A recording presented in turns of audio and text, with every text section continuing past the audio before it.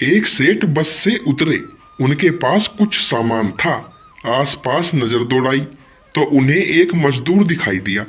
सेठ ने आवाज देकर उसे बुलाकर कहा, फला स्थान तक इस सामान को ले जाने के कितने पैसे लोगे?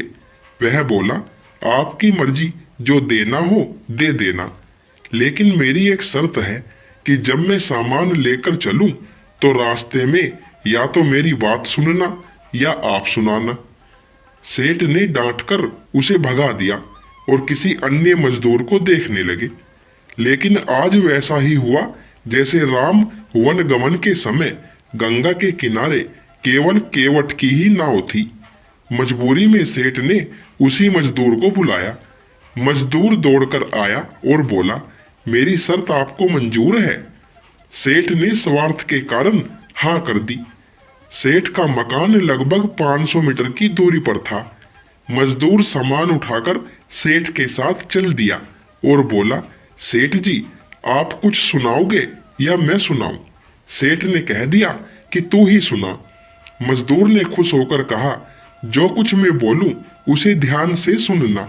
यह कहते हुए मजदूर पूरे रास्ते बोलता गया और दोनों मकान तक पहुंच गए।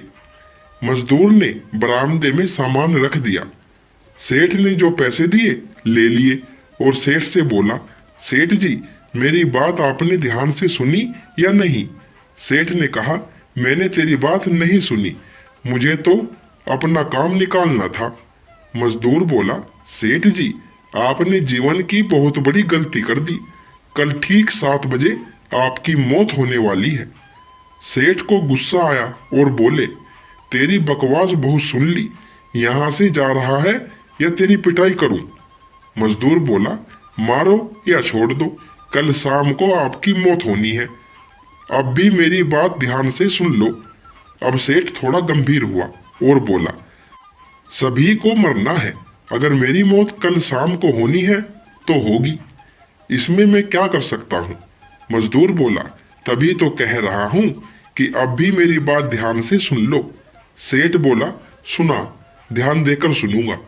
मरने के बाद आप ऊपर जाओगे तो आपसे यह पूछा जाएगा कि हे मनुष्य, पहले पाप का फल भोगेगा या पुण्य का? क्योंकि मनुष्य अपने जीवन में पाप पुण्य दोनों ही करता है। तो आप कह देना कि पाप का फल भुगतने को तैयार हूं, लेकिन पुण्य का फल आंखों से देखना चाहता हूं। इतना कहकर मजदूर चला गया। दूसरे दिन ठीक 7 बजे सेठ की मौत हो गई।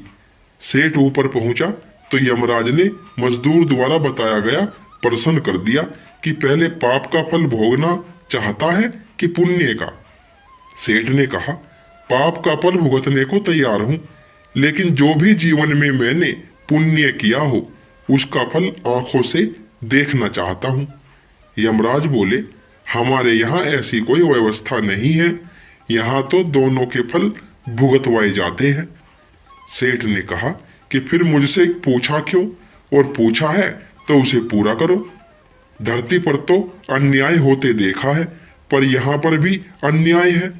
यमराज ने सोचा, बात तो यह सही कह रहा है, इससे पूछकर बड़े बुरे फंसे। मेरे पास कोई ऐसी पावर ही नहीं है जिससे इस जीव की इच्छा पूरी हो जाए। विवश होकर यमराज उस सेठ को ब्रह्मा जी के पास ले गए और पूरी बात बता दी। ब्रह्मा जी ने अपनी पोथी निकालकर सारे पन्ने पलट डाले, लेकिन उनको कानून की कोई ऐसी धारा या उपधारा नहीं मिली जिससे उस जीव की इच्छा पूरी हो सके। ब्रह्मा भी विवश होकर यमराज और सेठ को साथ लेकर भगवान के पास पहुंचे और समस्या बताई। भगवान ने यमराज और ब्रह्मा से कहा, आप जाइए, अपना अपना काम देखिए। दोनों चले गए, सेठ वहीं रह गया। भगवान ने सेठ से कहा, अब बोलो, तुम क्या कहना चाहते हो?